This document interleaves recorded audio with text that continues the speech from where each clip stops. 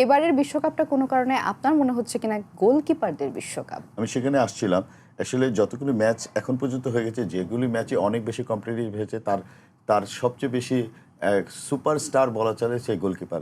যদি র্যাঙ্কিং যাই হোক না কেন, দল যত নতুনই হোক না কেন, গোলকিপাররা আনপ্রেডিক্টেবল এবং গুড সেভ করে টিমকে একটা সর্বোচ্চ স্তরে নিয়ে যাচ্ছে। আজকে আর্জেন্টিনার এই ম্যাচের যে সবচেয়ে বড় ধাক্কা সেটা কিন্তু সাবির, ওদের গোলকিপার যে মোস্তফা সাবির, এবং তার দুর্দান্ত সেভ কিন্তু টিমকে এই পর্যায়ে নিয়ে গেছে। তার আগে যে ম্যাচের মধ্যে মেসির পেনাল্টি সেভ, সেটা মেসিকে অনেক বেশি ডিপোলাইজ করেছে।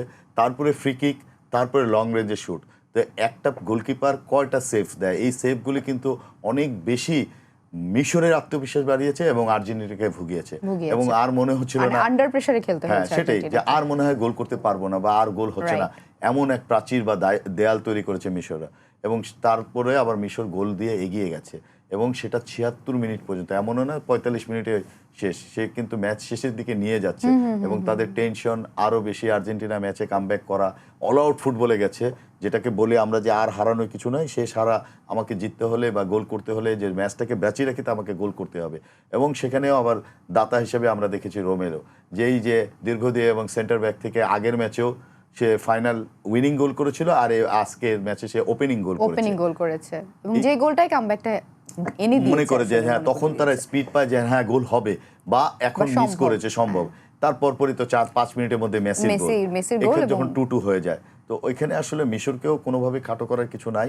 এবং এটা বলা চলে যে বড় একটা ম্যাচ, এবং আর্জেন্টিনার এগেইনস্টে ওরা যে ম্যাচ খেলেছে এটা অনেক মানে ইতিহাস সব যোগ্য, এবং সব ক্রেডিট তাদেরকেও দিতে হয়। কিন্তু ম্যাচের একটা রেজাল্ট আছে। এখন বড় ম্যাচ এবং এক্সপিরিয়েন্স প্লেয়ারদের যে খেলা, শেষ সময় পর্যন্ত লড়া, সেটা থেকে তারা পিছিয়ে গেছিল।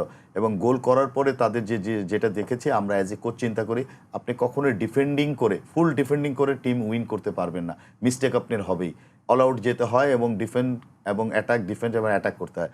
গোল পাওয়ার পরে কিন্তু তাদের প্রবণতাটা ছিল এবং বেশিরভাগই নিচে নেমে গেছিল। এই জন্য আর্জেন্টিনা ফুল অল আউটে আসে এবং তারাও বক্সের ভিতরে এই চান্সগুলো নিচ্ছিল। এবং সেন্টার ফরওয়ার্ড কেন যায়, তারা হেডে অনেক ভালো এই হবে। এবং পলিসি অনুযায়ী যে হুয়ার আলভারেজ যে মিসগুলো করেছিল, সেখান থেকে লাউতারেসকে নামানোর পরে সেই বক্সে সে অনেক বেশি অ্যাক্টিভ ছিল। এবং আজকেও মেসি তাকে একটা সুন্দর বল বানিয়ে দেয়, সে হেড করে খুব নেয়ার পোস্টের কাজ থেকে বের হয়ে যায়। এবং লাউতারেস কিন্তু আর্জেন্টিনার পক্ষ থেকে ইন্টারন্যাশনালি তার যেই গোল নেই, এবং সেইখান থেকে টিম আবার আন্ডার প্রেসারে যায়, তখন আবার মেসি বক্সের ভিতরে এসে সেই গোল করে। এবং এবার প্রত্যেকটা টিমই কিন্তু আন্ডার প্রেসারে খেলছে, প্রত্যেকটা টিম, সেটা প্রতিপক্ষ যেই হোক না কেন, একটা আন্ডার প্রেসারে থেকে খেলতে হচ্ছে। এবং আর্জেন্টিনার এখানে আমি বলবো যে ডিফেন্সের দুর্বলতা নিয়ে আপনিও কথা বলছিলেন, যে আর্জেন্টিনা এটার জন্য ভুগতে পারে। আমার কাছে মনে হচ্ছে গোলকিপিং এর জন্য তো এমনিতেই একটা প্রেসার আছে, মানে গোল করাটা ডিফিকাল্ট হয়ে গেছে। আগে যেটা খেয়াল করেছি যে ডিফেন্স ভালো হওয়ার কারণে আর্জেন্টিনার মতো দলকে গোল দেয়াটা ডিফিকাল্ট ছিল, এবং মেসি যেখানে আছে গোল একটা হবেই বা হয়ে যাচ্ছে, জয় নিশ্চিত করাটা অনেকটা স্মুথ ছিল, যেটা এবার এসে টোটালি উল্টে গেছে।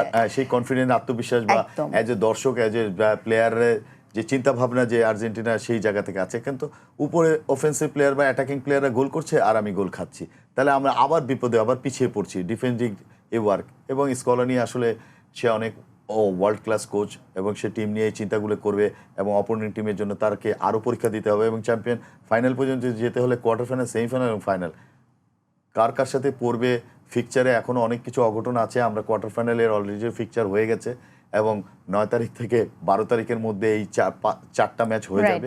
আমরা তখন ওগুলি নিয়ে, তখন আমাদের যখন ম্যাচ আসবে আমরা কথা বলবো।